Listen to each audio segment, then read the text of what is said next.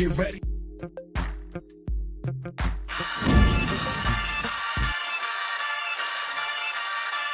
In the city of Philly, where the birds take flight, Eagle swag on the rise each and every night. Coach Markus got the scoop ready to ignite. From the lanes of South Street to the Broad Street lights, dashing like a running back, hitting every play. 9 guys in the zone, never led astray. Talking touchdowns, talking game day. Huddle around the mic, hear what they gotta say. Fly like an eagle soaring in the sky. Coach Markus always standing by, bringing the heat, call it do or die. Philly squad, hear the battle cry. Fly like an eagle soars in the sky.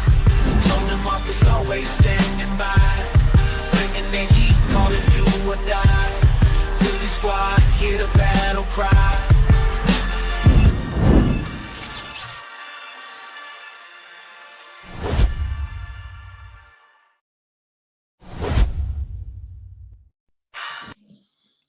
What's going on? What's going on?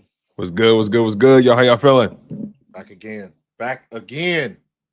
We couldn't just get a normal, we just couldn't get a low-key week. We couldn't just skate through the week, man. It's like every day, bam, bam, bam. Mass exodus, bro. Everybody was bailing.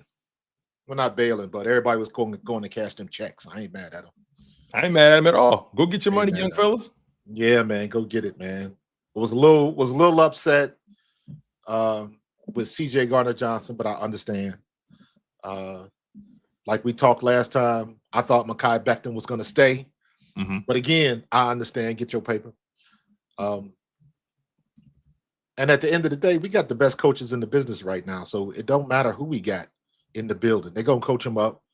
And we've had that conversation many times in the past. Mm-hmm. And it's always come out in our favor. And I don't think it's going to be any different. So I think we're in good shape. I think, Mekhi Becton, I was hoping he would stay just so we could have some, some longevity and somebody congruent with Stout, but I think we'll be okay. So I don't know. I haven't watched any film on the dude we just got from the Texans. Right, Kenyon Green. Yeah, I know a lot of people was like, he was a bust. He was this, that, and the other. And I'm like, you know what? They said that about BG. They said that about Becton. About Becton. And I keep saying it, man, coaching matters. And a lot of those people matters. And a lot of those people who were caping so hard from Mekhi Becton, let's just call it what it is. We're gonna keep it G. We're gonna keep it trill here. We're gonna be honest. Let's be honest about this. A lot of y'all, when the Eagles signed Becton, y'all didn't like that move. Let's call it what it is. Some of y'all called him a bust. Some of y'all called that a wasted signing. I think the only reason they talking about that Kenyon Green guy is because it was a part of the CJ-GJ trade. I think that's what that really is about. It's more so about the emotion attached to CJ-GJ, which I understand. Just piggybacking off what you said, I was someone who didn't want that trade to happen at all. It shocked us all. It wasn't as if his offseason started off smoothly, with the whole Slade debacle. We ain't really got to get too much into that. But the reality is the Eagles felt like they would be better going forward without him. Yeah. Now people can argue defensively, personnel-wise, you're not going to be better without him. I would argue that as well. You are going to have to replace that production. You are going to have to replace a guy that can do similar things or just be productive in general, right? But CJ-GJ, from what I'm hearing, it was a few issues. It was money related, cash related. That is not necessarily cap, but cash related. Yeah. Part of it was interpersonal dynamics related, interpersonal relationship related. They just felt like it was the right move for them. And look, I spoke about this on Twitter. I spoke about this at length. The Eagles are going to make a lot of moves that we may not agree with, we may agree with. But above all else, speaking for myself, I understand why they made a lot of the moves they made. I understand why they let a lot of these guys walk that people love so much. I completely understand it because the reality is, whether people want to accept it or not, and this goes beyond just CJ-GJ. I'm talking about all the losses. Milton Williams, Josh Sweat, who both of those brothers cashed in for real. Darius Slay, Isaiah Rodgers. Isaiah Rodgers got a decent contract. And we spoke about this with Rodgers, right? I said Isaiah Rodgers went where, to the Vikings? Minnesota, yes, exactly. Yep. And we spoke about this. I said 9 times out of 10, Rodgers is going to go somewhere where he can get probably the most guaranteed money because he did miss out on a whole year of football. Whole year. He wants to make sure he can get he wants to make sure he can set his family up, his immediate family up, as well as he possibly can. He got a 2-year deal, $15 million total, $8 million guaranteed. Can't turn that down. No. You lose Kenny Gainwell, Mekhi Becton as well, right? I think Becton signed a 2-year, $20 million deal. So we were right on the money. He got $10 million a season on average. So the reality is, all these guys that I mentioned that you guys love so much, don't get me wrong. These guys were a part of, we developed a handful of these guys, right? We developed Milton Williams. We developed Josh Sweat. We have Darius Slay for 5 seasons, right? He stabilized our cornerback room. CJ Gardner-Johnson, we had him for 2 solid years.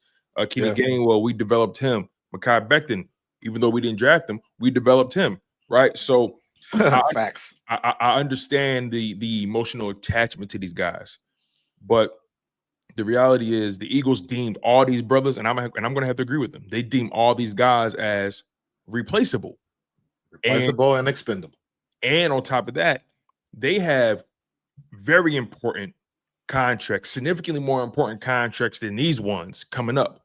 They're going to eventually have to make Jalen Carter the highest paid defensive player, probably on defense, or probably not on defense, but on the Eagles defense. He's going to become the highest paid defensive tackle when he gets paid. He's going to reset the market himself. That's one guy, right?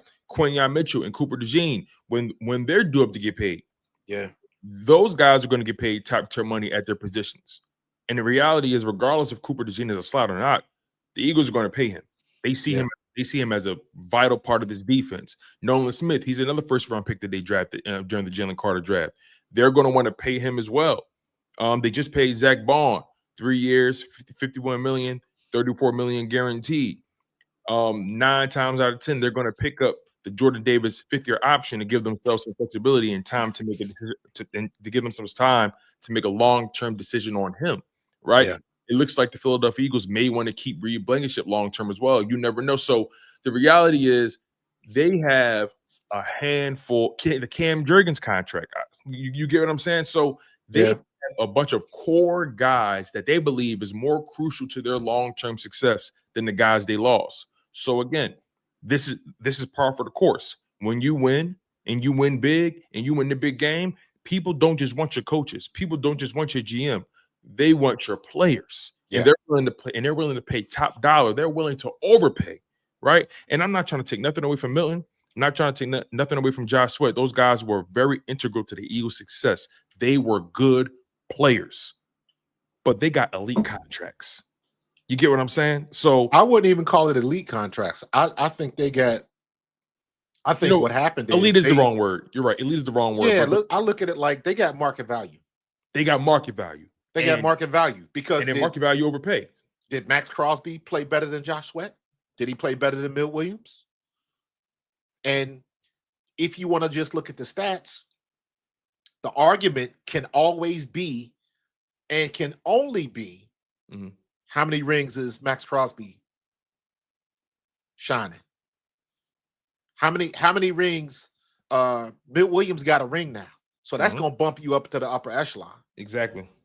So ain't nothing you can do. And I think this is a situation, we done said it for the past 3-4 weeks. Right now, Howie is playing chess, and he is maneuvering the pieces on the board for next year, because everybody knows Jalen Carter is the most important piece in this defense right now, bar none. Bar none. If you look at the Super Bowl, because that is the ultimate test, and you look at what he did and what our defense did to this era's best, it's already written. So you got to be able. He is setting everything up right now for the Jalen Carter contract. I agree. 100%. I don't think Nolan Smith is going to get a good contract, but only Jalen Carter is going to get Jalen Carter money, and you got to say it like that now, because everybody else in the league, they're going to say, is he going to get Max Crosby money? Is he going to get Milt Williams money? Well, guess what? In about a year, people are going to be saying, is he going to get Jalen Carter money? Because he has earned it. And that's why I don't begrudge none of them dudes. I wish we could have kept Milt. I wish we could have kept Josh, but they earned their payday. Yeah. That's the finances over feelings. Yeah. And the reality is, to your point, let's be honest about this. Like I said, this is like the money that they're trying to free up. They're not trying to tie money to guys they deem as replaceable. And quite frankly, they got some of the replacements already on the roster. Already here. The Milton Williams replacement, that's Moro Ojomo. Absolutely. And from what I've seen, from what I've heard, according to PFF, he had a higher pass rush rate. He had a higher win rate than we talked about Williams. this last week. Ojomo's like Zach Bond. When he gets his opportunity, he makes plays. And now he's going to get an opportunity to start. Yeah. So he's going to get some room to run. He made plays in that Super Bowl as well. They just weren't the sexy ones. But he had a couple TFLs, I think, in that Super Bowl, which I say it all the time. I put those in the same category, right? But I just want to run off some names to you, right? This is about the future. Jordan Davis, Cam Jurgens, Nakobe Dean, Grant Calcaterra, Jalen Carter, Nolan Smith, Tyler Steen, Sidney Brown, Kelly Ringo, Tanner McKee, Moro Ojomo, Quinyon Mitchell, Cooper DeJean, Jalix Hunt, Will Shipley, Anaya Smith, Jeremiah Trotter Jr., Trevor Keegan, Johnny Wilson. Now, listen, all those names aren't your core guys. Some of those guys are replaceable because they haven't really earned their weight in gold yet, right? But a lot of those names, I did say they look at them as guys that they're willing to bet on right now. They're willing to bet on Sidney Brown. It's time for Sidney Brown to take that next step.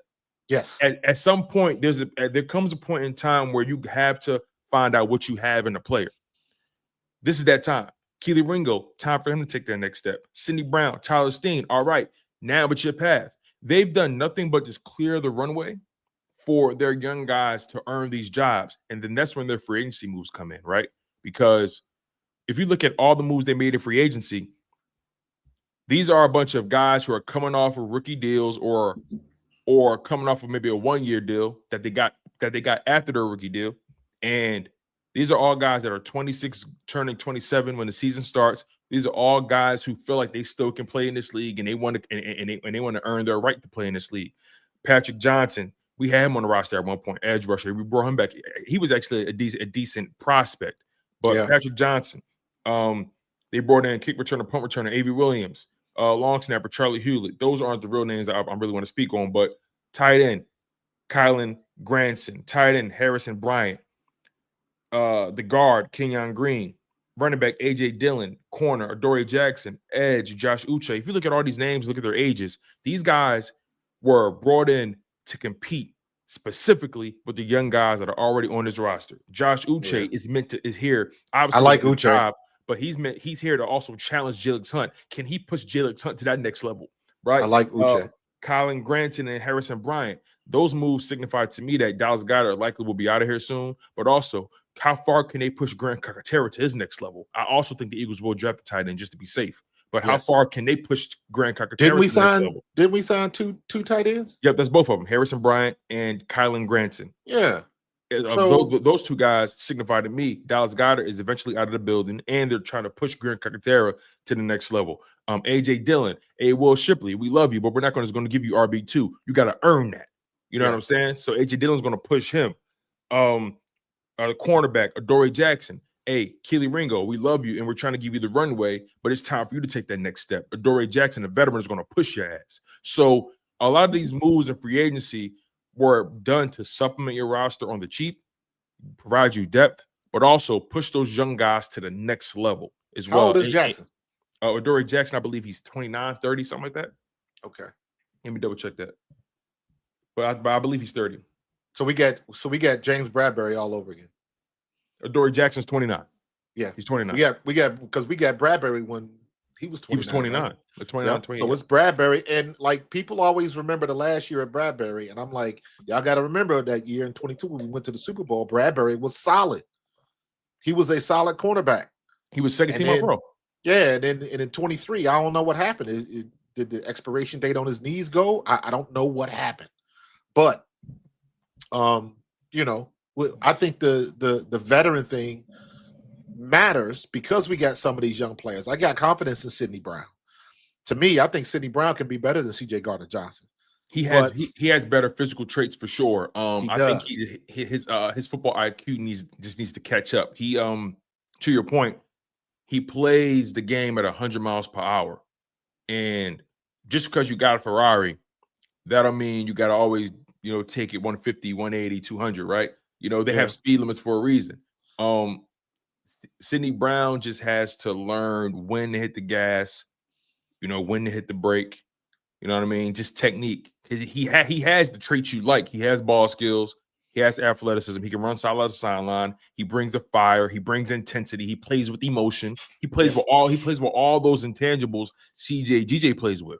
If you ever notice, Sidney Brown, he always looking to get in the mix. Always. So he plays with that. He plays with a similar intensity to GJ. I know people probably don't want to just give him that title because CJ is such a emotional. People are tethered to GJ emotionally, and I'm willing to say Sidney Brown plays with a similar fire. He just has to. His technique and the fire have to commingle, and I think this is going to be a prime season for him. And also remind you about Sidney Brown. He did not get a full off season last year. He was still coming off of the ACL, the knee injury, and he didn't get activated until like week 6, week 7. So he really didn't get no real reps in that Vic Fangio defense. But he's another one. When he gets his opportunity on the field, he makes his presence known. Mm-hmm. And you're talking about somebody that's, in my opinion, physically stronger, faster than CJ Gardner-Johnson. Like we were talking, the same type of attitude, but I think he can be better because you look at CJ, CJ was polarizing because you had just as many people that didn't like him because of his attitude and because of the penalties and the almost penalties. Because it could have burned us a couple times. That one time he made that tackle for a loss, but took off his helmet. Yeah, we got lucky in that. That could have burned us. That could have burned us good. So it was a couple of things where he was on the razor's edge. It could have went either or. Because he took that helmet off, by the way. He did take that helmet off. He took it off. It didn't get knocked off. He took it off. And then a couple of games later, he gets popped.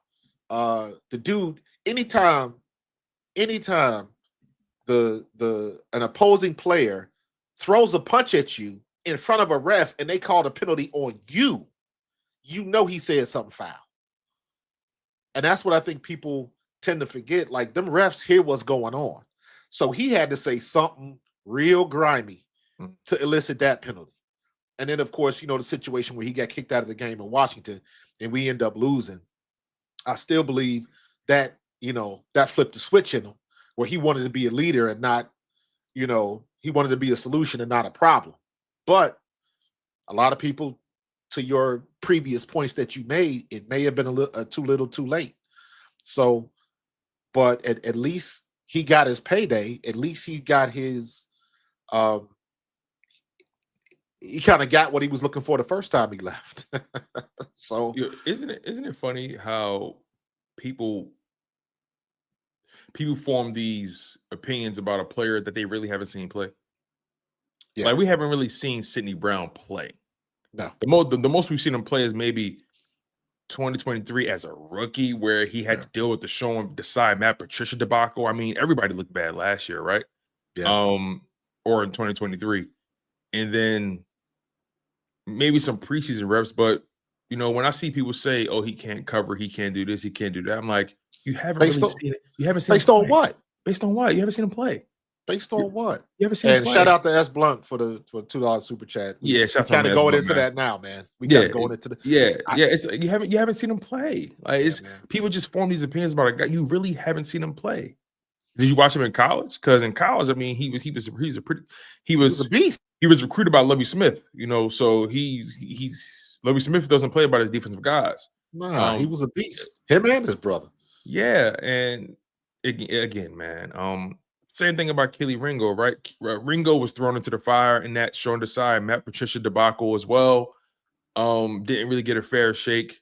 Played decent on DK Metcalf when he had the opportunity in 2023, but like, and Kelly Ringo, I felt like he had a good preseason. Me personally, I thought he beat out Isaiah Rodgers, but they felt otherwise. So it just always, it always fascinates me when people just form these definitive opinions about a player that they really know deep down in their heart they don't know shit about. Yeah, and it's very important that people understand. These coaches do not want to lose. We had the same exact conversation when we played Green Bay in Brazil. Mm-hmm. Why is Devin White not playing? Why is it? What's going on? Why do we bring him here? Why do we pay him up? And then you see what happened. Who was right and who was wrong? They know what they're doing. And this is where you like, I think the fandom sometimes they get a little ahead of themselves because we watch a lot of film, but I'm not watching 20 hours of film a week. Yeah, like they are. No. When I tell you these, I probably take half an hour, 45 minutes out of my day, maybe watch some film a little bit. Man, these dudes are tuned in, right? Fangio was tuned in. All of the assistant coaches are tuned in. They are watching a ridiculous amount of tape. They know who making mistakes. If Keely Ringo was not starting, there's a reason why he's not starting. Mm-hmm. I know I like Keely Ringo. I like his size. I like his speed. All of that type of stuff. The physical traits, yeah. But if Vic Fangio doesn't believe he's the guy that should be in there, he ain't gonna be in there. And this is where I gotta say I gotta trust. I trust Stoutland. I trust Fangio. That's as far as I'm gonna go. When they're ready to start, they will be in there. Yep. You saw what happened when we what was the guy we got? Remember last year we got we signed the dude from Pittsburgh, the defensive back from Pittsburgh. Are you talking about Terrell Edmonds? Terrell Edmonds. Yeah, that was before that was before Fangio, but like, yeah. Right. But my point is we signed him like, hey, that's a veteran. And then of course everybody wants to bring up when AJ torched him the year before. But at the end of the day, he at the Phillies game and like, oh, he's part of the culture now. No, that didn't last long at all. He got traded right after Miami week, I think. Exactly. And then we brought in Kevin Byard, and I mean, that was a slight improvement, but it wasn't that much better. Man, at the end of the day, these coaches know what they're doing. Mm-hmm. They know what they're talking about. They watch more film than you could realize. So they know who's doing what. They know who's good at what and who's not. And also, I wouldn't be surprised because Vic Fangio is well respected in his organization. I wouldn't be surprised if Howie had a conversation with Vic, and I can't guarantee this, obviously, but this is me just speculating. I wouldn't be surprised if Howie had a conversation with Vic and said, listen, this is what I'm thinking about. I'm moving on from this guy, moving on from that guy, CJ included. And Vic Fangio probably felt like, okay, good. Or let me not say good, but okay, no problem. Like Vic Fangio trusts his ability to develop. But here's my thing, right? This isn't just a Vic Fangio conversation as well. This is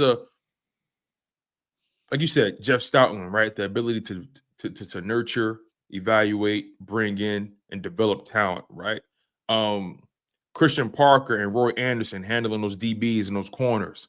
Clint Hurt handling those ends and that interior defensive line. Jeremiah Washburn handling those off-ball linebackers and those edge rushers. Bobby King handling those linebackers. You feel what I'm saying? Joe Casper handling those safeties.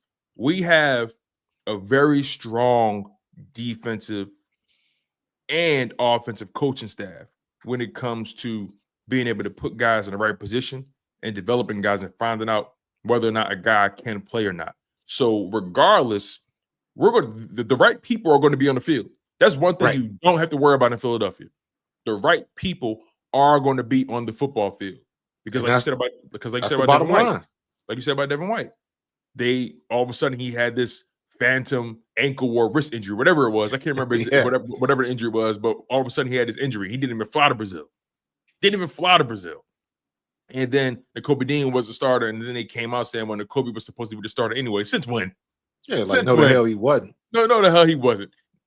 Every indication we got in training camp was that Devin White and Zach Bond were going to be those starters. Exactly. And then he goes to Chicago and he's average. Right. So again, overall, the bottom line is regardless of how I feel, how Marcus feels, regardless of how you feel, regardless of your concerns, the right people are going to be on that football field. Because the moment Cooper DeJean got healthy, Avonte Maddox adds him right to that bench. Yes. You ain't got to worry about that. And you're talking about a rookie over veteran. Yeah, and Keely Ringo, again, he got drafted into that Sean Desai, Matt Patricia debacle. In my opinion, that's a wash year for that entire defense. That shit was a mess. And then he gets another year in the Vic Fangio scheme. Keely Ringo, that is. This would be a second year in that Vic Fangio situation. Same DB coaches. Like, this is going to be really important for Keely Ringo's development. I think Keely Ringo takes a big step. He has all the physical traits you want at the position, all of them. Always. And I really believe Keely Ringo is one strong training camp away from taking that next step. And then you insulate him with guys like Quinyon Mitchell, Cooper DeJean, Zach Bond, Reed Blankenship, whoever you have at safety there. Like you likely will, if everything goes the way I expect it to be, you're probably going to have Sidney Brown and Keely Ringo added to that DB starting 11. But to me, here's the insulation, right? Mm-hmm. You got two prime players that we drafted, but they got the answers to the test now. They're in the same system for the second year. With the same staff. Yes, that makes all the difference in the world. That's why, honestly, I don't understand how anybody can say that Jalen Hurts is not elite. For him to go to 2 Super Bowls in 3 years with different coordinators every time, that is incredible. If it was Tom Brady, if it was Matthew Stafford, if it was anybody else, you'd be saying how great a quarterback they were. But you apply that same logic to what's going on with our defense, and now we got a stable defense. We have a stable coordinator, and we got a stable coordinator that produced results.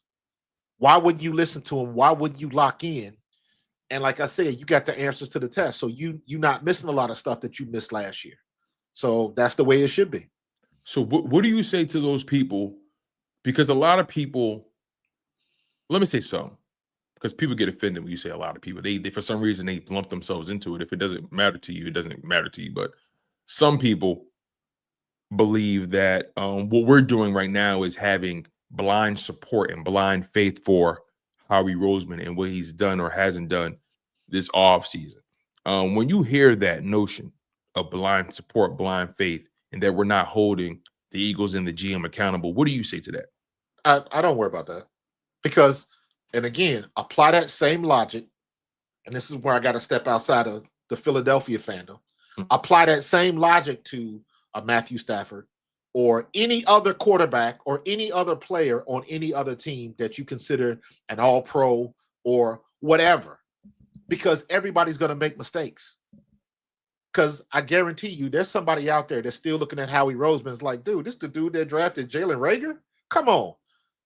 2 Super Bowls later, and you still talking about that. So people are going to put into it what they want to put into it. At the end of the day, we got 2 rings we shining now when you got none. So I'm not trying to hear that. But it's coming from it's coming from our own barracks. It's coming from what's new. Our own. That's a very good point, because here's my perspective on that. Right, I had tweeted this, and I said, these days they call understanding the business and economics of the Eagles as having blind faith.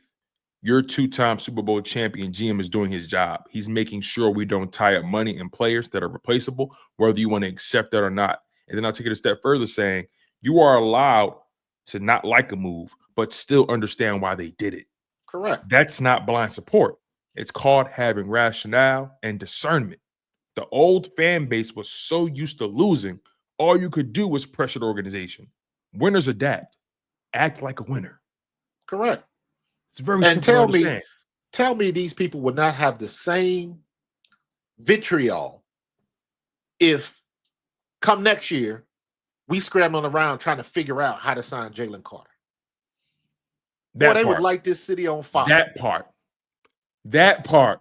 So you got to think ahead. You cannot go into next season and then when 2025 is over, however it ends, then you start worrying about, okay, how are we going to sign Jalen Carter? No. That's how the Cowboys do business. That's how the Cowboys do business. Thank you. You got to start that process now. You can't be a passenger, side seat driver trying to tell somebody he knows what to do. His track record is phenomenal. If Howie Roseman was playing baseball, that joker would probably be batting like 486 or something like that. He is ridiculous right now. Shut up and leave him alone. Let him do what he does best. It's like I said, that's how the Cowboys do business. They wait too long to pay their superstars. There's no way on God's green earth that Osa or the Zeke, whatever his name is, or the D tackle that they resigned. Yes. There's no way he should have got his money before Micah. No way. No way. No way he should have got his money before Micah. No. And now they have internal struggles. They on the beef with DeMarcus Lawrence. They going back and forth, and it's like distractions that have been created within. That's exactly what you don't want. So, and to my man 63 Mortis, all of this stuff goes hand in hand. Coaching, GMs, all of that stuff goes hand in hand. And we got the best in the business, period. All of that talk about Sirianni being a doofus and they didn't like him, because all of that stuff goes out the door, because you're talking about a coach that didn't anybody think had any talent. Mm-hmm. Everybody wanted him fired after the Tampa Bay game last year. And then what does he do? He goes back to the Super Bowl. When all intent and purposes, he should have 2 Super Bowl victories if it wasn't for the defense in 22. Yeah. Stop playing. Yeah. So, but still everybody wanna they got to dig on him. Can you change a player night and day? No, you can't change him night and day. But what you can do is get in the film room and let him know what he's doing right and what he's doing wrong. Every player knows. That's a good question, by the way. Every player knows you are one play away from glory or ruin. And that doesn't necessarily mean injury. I use it like that, talking about injury most of the time. But also, just like we were talking about Avonte Maddox and Cooper DeJean. Avonte Maddox is a veteran. And you got a rookie coming in taking your spot. And when he took his spot, he balled out. What is he going to say? Nothing. The proof is on the film. The big eye in the sky don't lie. So the only thing he can do is take it. And hopefully he played well enough to be able to get a job somewhere else. That's the bane of being a professional athlete. Every year you play, whether you have a contract or not, somebody is coming in for your spot. Somebody's coming in for your job. And you can lose it at a moment's notice. And we are in a situation where the players that we have brought in, whether you like them or not, whether they were rookies or not, whether they were veterans or whatever, for the most part, everybody that Howie Roseman has brought in here has paid dividends. Yeah. I mean, you drafted these guys. Let's be honest. When we drafted a lot of these guys like Keely Ringo or Sidney Brown, we were excited to have these prospects on the team. Now it's time for them to get their turn, and now people scared all of a sudden. Absolutely. Thank you for the super chats, both of them. Yeah, thank you, Mortis. I appreciate you, brother. Appreciate that. We were all excited about these young prospects. We all knew these guys were raw coming in, and we knew they needed, some time to simmer. You feel what I'm saying? And absolutely. Now it's time for them to get their opportunities, and people are scared of that. They're scared of that. But you said it best. If we would have been, let's just say we pay Milton. Let's just say we did that. Yeah. You pay Milton Williams, knowing you got Jalen Carter, Moro Jomo, and Jordan Davis who are coming up. You tie up that kind of money in Milton Williams or rotation. Listen, the reality is Milton Williams was a rotational D tackle. Yes. He was rotational. That's the truth.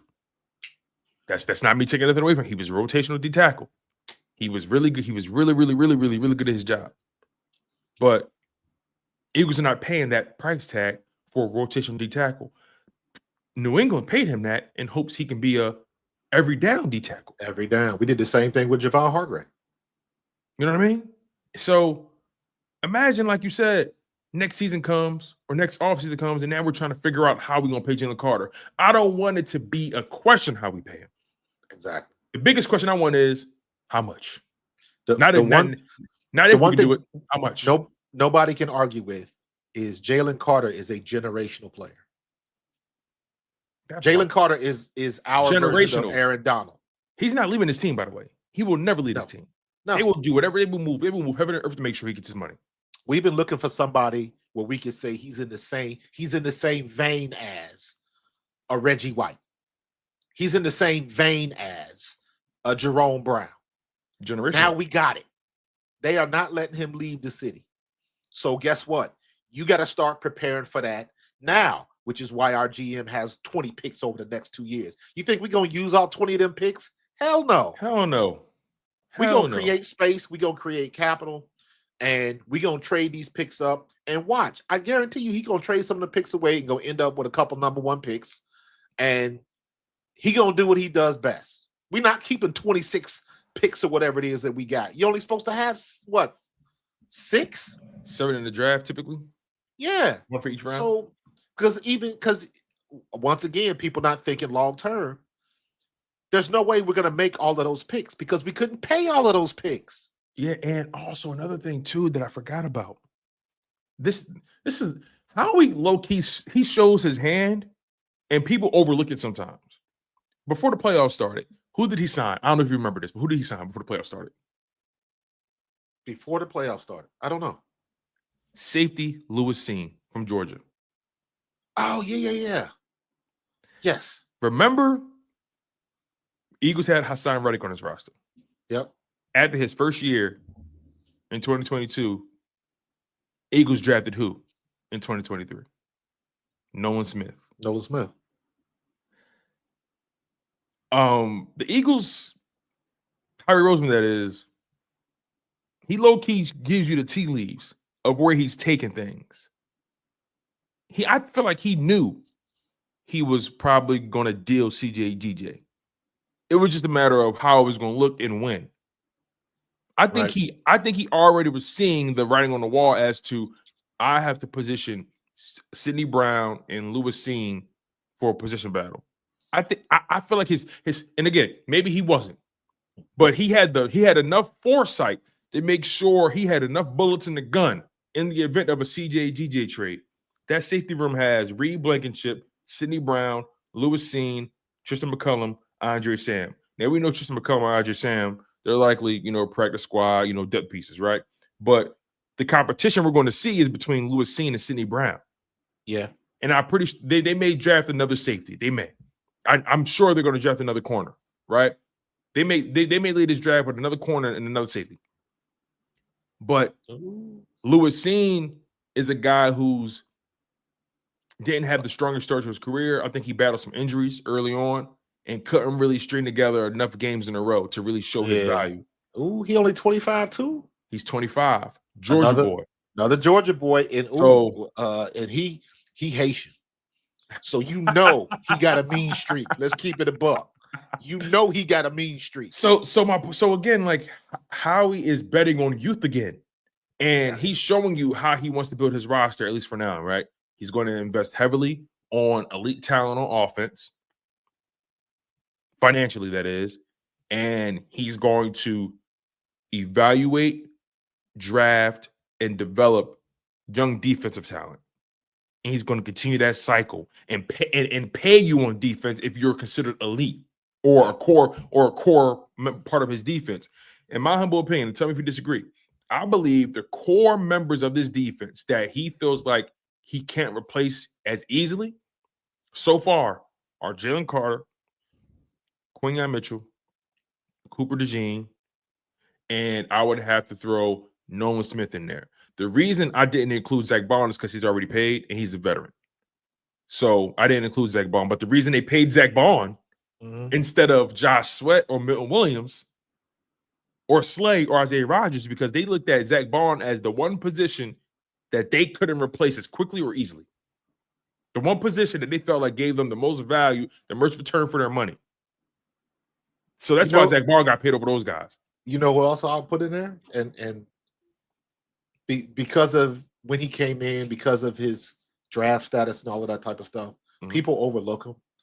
But I don't, because I understand what he brings back there, and that's Reed Blankenship. Oh, Reed Blankenship, yes. He was undrafted. You remember, Reed Blankenship played as an undrafted rookie and played well. Reed Blankenship is mind over matter. Reed Blankenship is a smart player. Reed Blankenship is the quarterback back there in that secondary. He knows where everybody is supposed to be. He's one of those dudes. He ain't the fastest. He ain't the strongest. He ain't the biggest. All he does is he is where he's always supposed to be. And when you got a quarterback back there that can direct traffic and know he's a heady player, smart player, that he can direct traffic. And there's a lot to be said for that, especially when you are there. He's the guy. Reed Blankenship is the guy that's going to end up being a coach when he's all said and done. Because he's going to be the guy. If you got Quinyon and Coop and whoever else is going to be when Keely Ringo gets his opportunity, he's going to be back there directing traffic. I saw that when he was a rookie. I was like, how is this dude? How is he the one that's getting the picks? Yeah, he's always in the right spot. He knows where he's supposed to be. He's right. He may not be the fastest. He's a Luke Kuechly type of player. Interesting. That's high praise. Yes, and I'm saying that from the standpoint of Kuechly. Like Kuechly was a beast, but nobody gave enough credit for Kuechly being that mental warrior that he was. He knew everything that was going on. Every Luke Kuechly, Ray Lewis, Ed Reed, all of them type of players that were so smart, but they never got the credit for being smart. They were just physical players, and Luke Kuechly used to be able to call out the plays before the offense did. He knew everything that was going on, and that's how I see Blankenship. Yeah, Reed is an interesting player because you're right. He doesn't really have the most jaw-dropping athletic traits, but he's very physical. He tackles very well. He's always in the right place. Hardly do you ever see him get beat, really, because he's in the right place. He understands angles. He understands leverage. He knows how to get in his run fits. I feel like the Philadelphia Eagles maintain the integrity of their football IQ through this free agency. Even though, again, they lost some talented guys, but I feel like the integrity of their football IQ is still intact.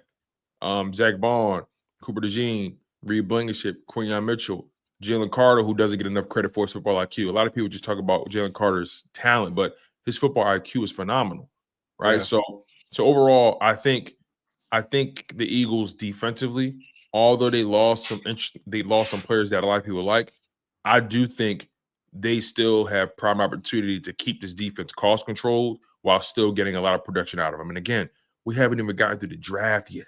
No, that's the other part about it. The draft is, and I think, and again, I'm guessing just like everybody else, but I would like to believe that Howie Roseman is very instrumental in bringing in Vic Fangio, bringing in Jeff Stoutland. Let me know what you guys are looking for. Who in the draft fits those, checks those boxes. Those are the guys that will go. Ian Blackwell Sr. says, I love how Vic holds every player accountable. That's why our defense is so good. Not just the young guys, but veterans as well. That is huge in the locker room. Absolutely. Thank you for the content. Thank you for the super chat, bro. Yes. Like I keep saying it, Vic Fangio and Jeff Stoutland are on the same level in my book right now. They are both getting the most out of the players they have. And that is why I don't feel as bad as I thought I would when Mekhi left. Because I think we didn't hear much about Tyler Steen when he got his opportunity to play. And when it comes to offensive linemen, if you're not hearing their name called, that's a good thing. Because the only time you talk about linemen is if they give up a sack or they get called for holding. So when you don't hear about anything the offensive linemen doing, that just means they're doing their job, man. Tone, I think you got a new member, bro. No, I think that was actually you. Is it me? I think that's you because it's got the little link. Okay. Symbol. Shout out to Jerry Potter, man. Jerry, thank you so much for becoming a member of the Chalk It Up Sports Familia, my friend. I really do appreciate you, my guy. Thank you so much. Can't do it without you, my guy. Can't do it without you. I love what you said about the whole Mekhi Becton thing and the Tyler Steen thing, because Tyler Steen was slated to be that starter until he got hurt. He got hurt. He got hurt in training camp. Then they said, "Hey, well, let's try Mekhi there. See what happens." Mekhi moves over to guard. He plays well, and then they just see the physical. Jim Leonard. they see the physical. They see the physical specimen he is at the position, and they were like, "Wow, we can get a lot out of that." Yeah. But again, Tyler Steen, this Eagles running back room, these guys have gotten a lot. Tyler Steen was a starting guard. He was a starting left guard in the NFC Championship game. Yeah.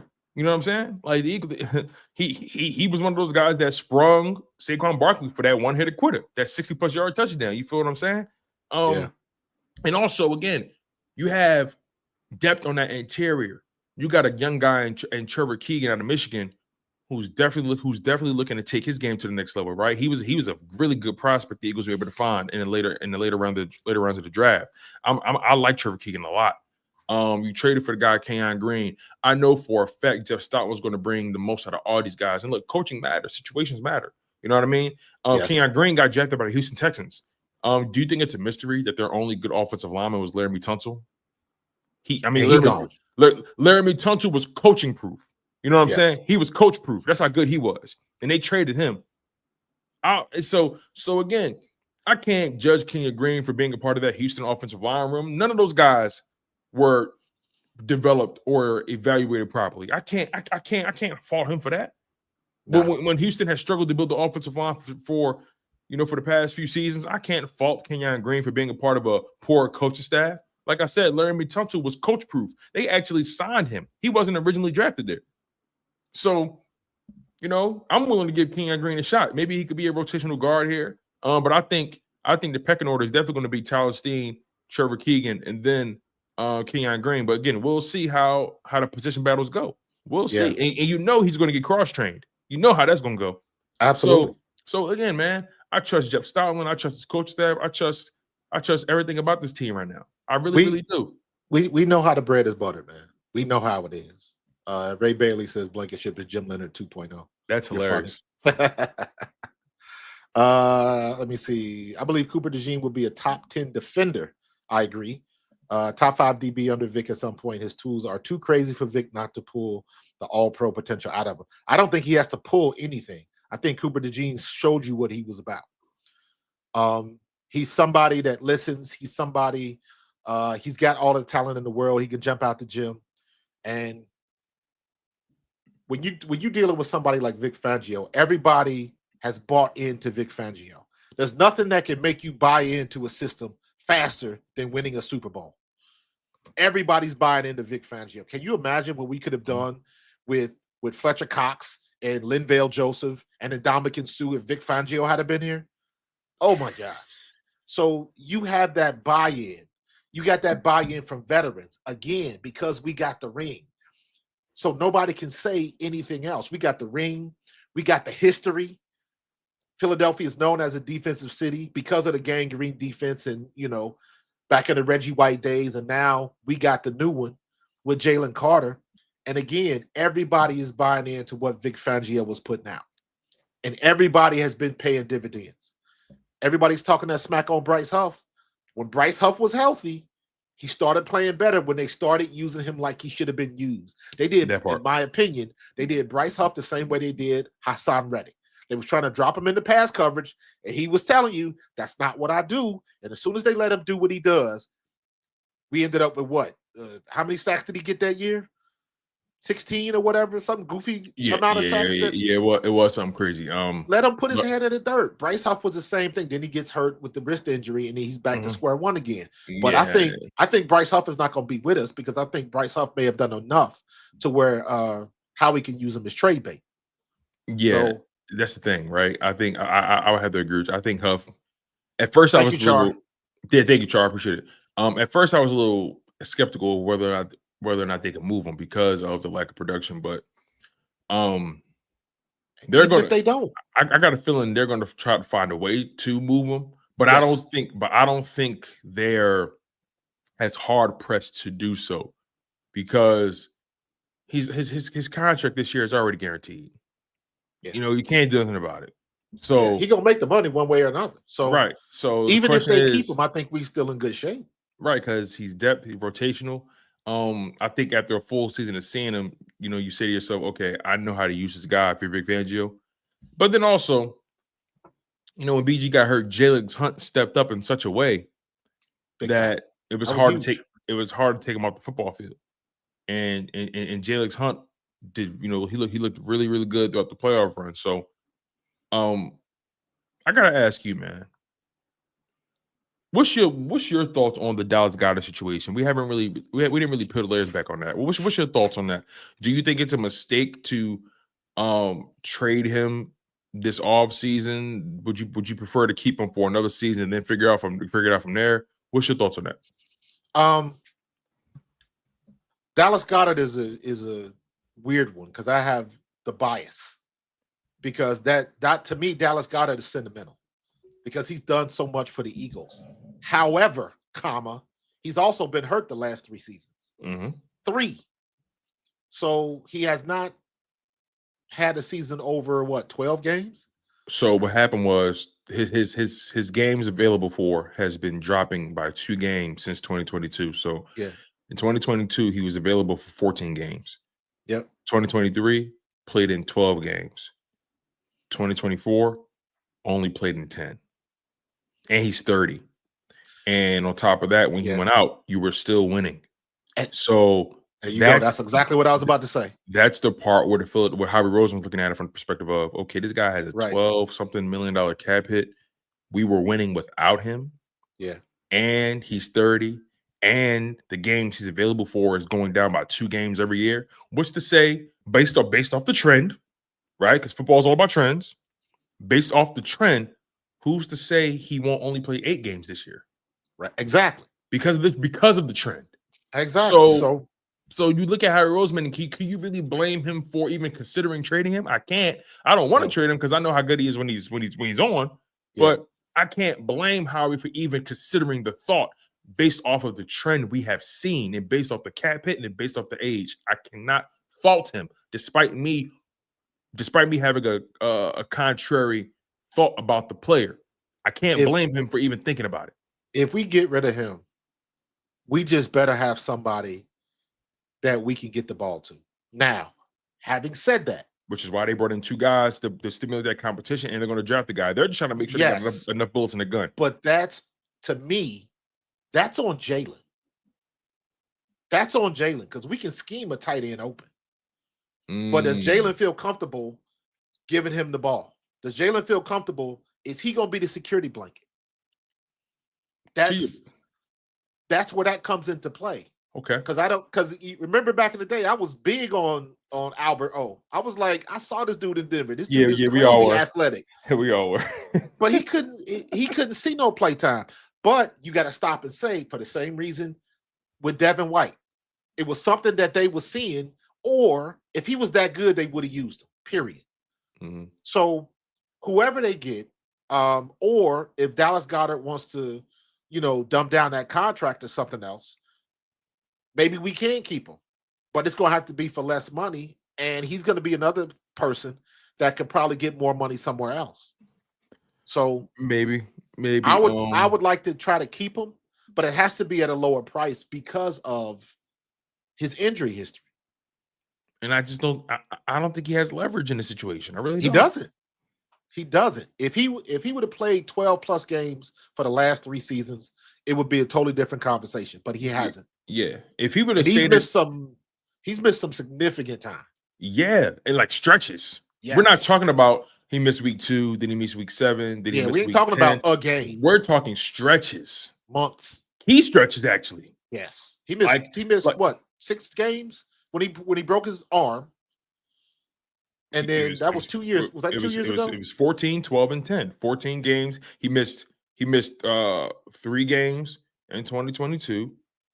He missed 6 games. He missed 3 games in 2022. Missed 5 games in 2023. Yeah. He missed 7 games last year.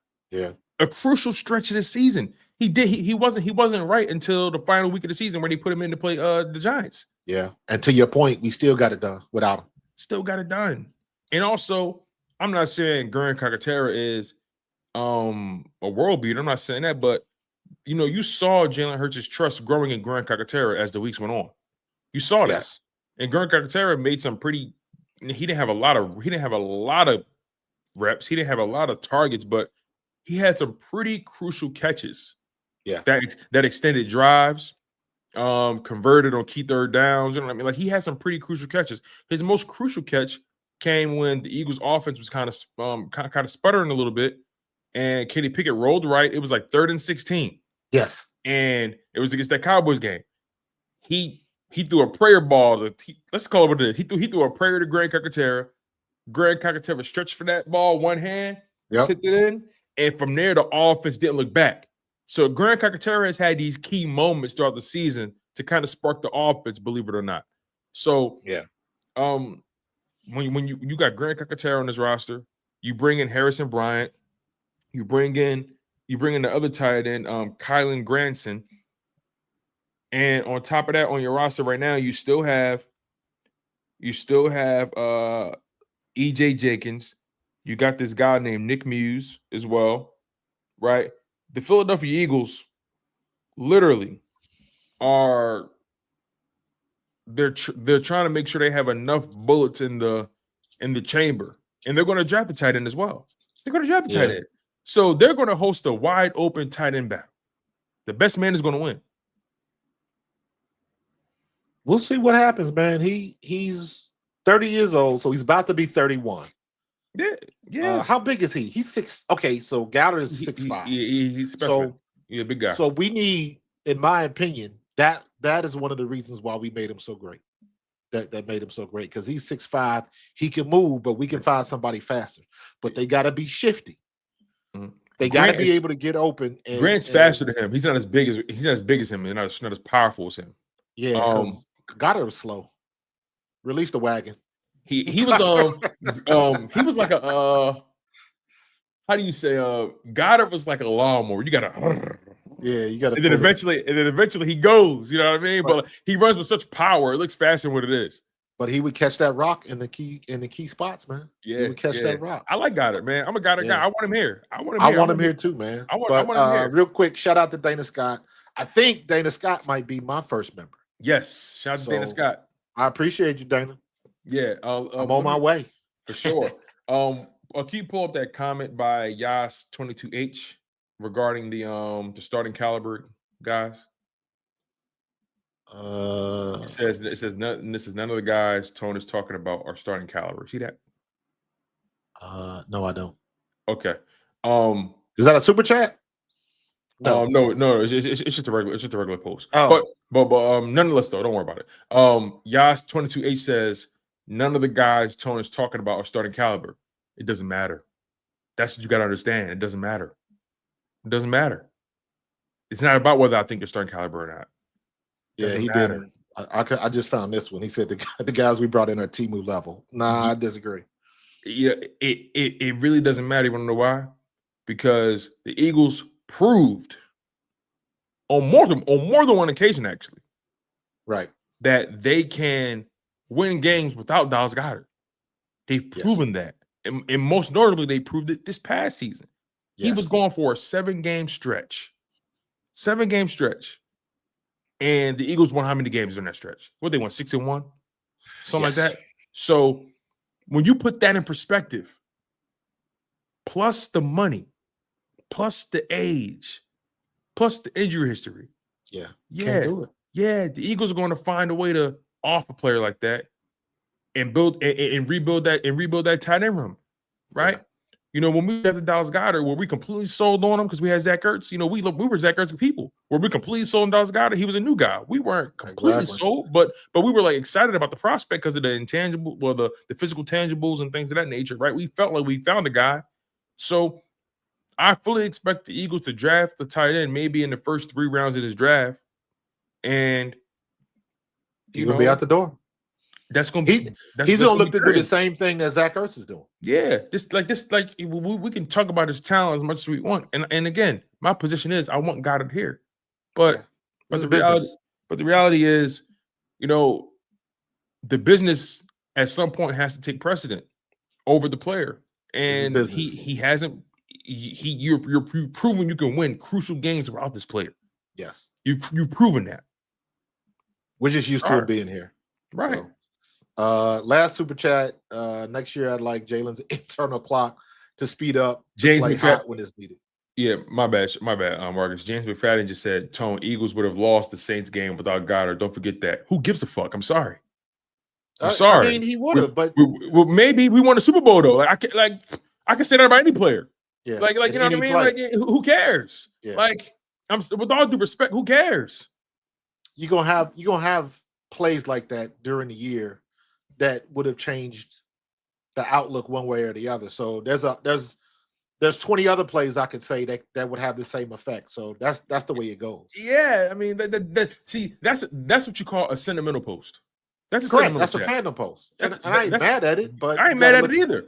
And again, look past that. And I think people are. I want him here. Yeah, I want him here. Dog, I said again, Marcus. We want him here. Absolutely. But listen, when I think about the logic surrounding the Eagles' decision to want to trade him, I can't get mad at it. Facts over feelings. Facts over feelings. I can't get mad at it. Yes, everybody wants Jalen's internal clock to speed up, but seeing as though this quarterback just took us to the Super Bowl and balled out in the Super Bowl, once again, I'm gonna put hands off and let him do work the way he's been doing work. Period. You might not like it, but it yields results. So guess what? You cook. You're not going into your grandmama's cooking in her kitchen and telling her how to cook, are you? You ain't telling her how to make that macaroni and cheese, and you ain't telling grandma how to do that. You just eat it and enjoy it. So everybody gets into that. I don't even want to get into that rant about Jalen Hurts. Jalen Hurts is elite because he got a Super Bowl ring and a Super Bowl MVP, and everybody else that's elite doesn't. Well, not everybody else, but most of the other quarterbacks that are so-called elite. So, that's a moot point at this point. But we getting ready for the draft. I think Howie's going to do it again. Howie's in control. He's on the chessboard. He's making the right moves. He's got the queen in position, and he knows how to protect his players, man. So I think we're in good shape. And we're going to see we're not done with the moves. There's going to be a couple other things that slip out before the draft hits. But a week before the draft, it's going to get hot and heavy again. So I'm looking forward to it, man. Plenty of content. Yeah. Yeah, and right, and again, to give Dallas Goedert more credit, he led the team in receptions in the postseason, led the team in receiving yards. He led the team in explosive plays in the air. He led the team in yak, right? Like, don't get me wrong, Dallas Goedert is a talented brother. I want him on this roster. He's a phenomenal talent. But I can't get mad at the Eagles' logic. Once again, in closing, I can't get mad at their logic for looking at it from the perspective of this brother missed 7 games. He's 30 years old. He's missing more games every single season. We've won without him. I can't get mad at their logic. I can't. And the cap hit. And all it takes is one catch from a tight end that'll erase that whole narrative. One play. Right.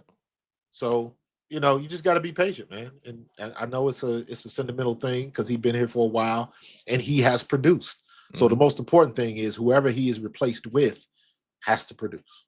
Bottom line. Yeah. So, but we've been rocking and rolling for about an hour and 5 minutes, bro. Yeah. Yeah, man. So, great show, man. Make sure you guys smash that like button. Make sure you guys are engaged, and make sure you guys are subscribed to both channels. Subscribe to Pro Fan Talk. Please make sure you guys are subscribed to my man Coach Markus at Pro Fan Talk. Make sure you guys also subscribe to me as well. Chalk It Up Sports via the Chalk It Up Network. So all you gotta do is search Chalk It Up Network, search Chalk It Up Sports. You will see all the content right there. So make sure you guys lock in and smash that like button. You guys, we appreciate the love and the support. It's always fun. We got a lot of mo. Check me out tonight. I will be doing a live watch for the NCAA women's basketball tournament. I love it. On their selection Sunday. So it's about to get real for me because then I'll go from the NCAA women's tournament right into the WNBA, man. So looking forward to it tonight, man. Let's get it started. I love it. And also shout out to Andrew Reese for winning Defensive Player of the Year for the Unrivaled League. How's she gonna win Defensive Player of the Year but not be on first team? I don't understand that logic. Hey, listen, we just watched Josh Allen win MVP as a second-team All-Pro. Facts. Facts over feelings. Facts over feelings, man. All right, we're gonna get up out of here. We appreciate everybody. We're gonna continue to do this until the draft and into the next season starts. So we appreciate you. We appreciate the love, the super chats, all the new members. Love having you on our squad. And we're gonna keep doing this thing. And you already know how we do it, man. Go Birds. Go Birds.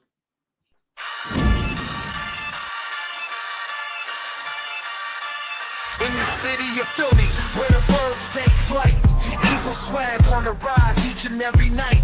Coach Markus got the scoop ready to ignite. From the lanes of South Street to the Broad Street lights. Dashing like a running back, hitting every play. Blind guys in the zone, never led astray. Talking touchdowns, talking game day. Huddle around the mic, hear what they gotta say. Fly like an eagle, soaring in the sky. Coach Markus always standing by. Bringing the heat, call it do or die. Holy squad, hear the battle cry. Fly like an eagle, soars in the sky. Coach Markus always standing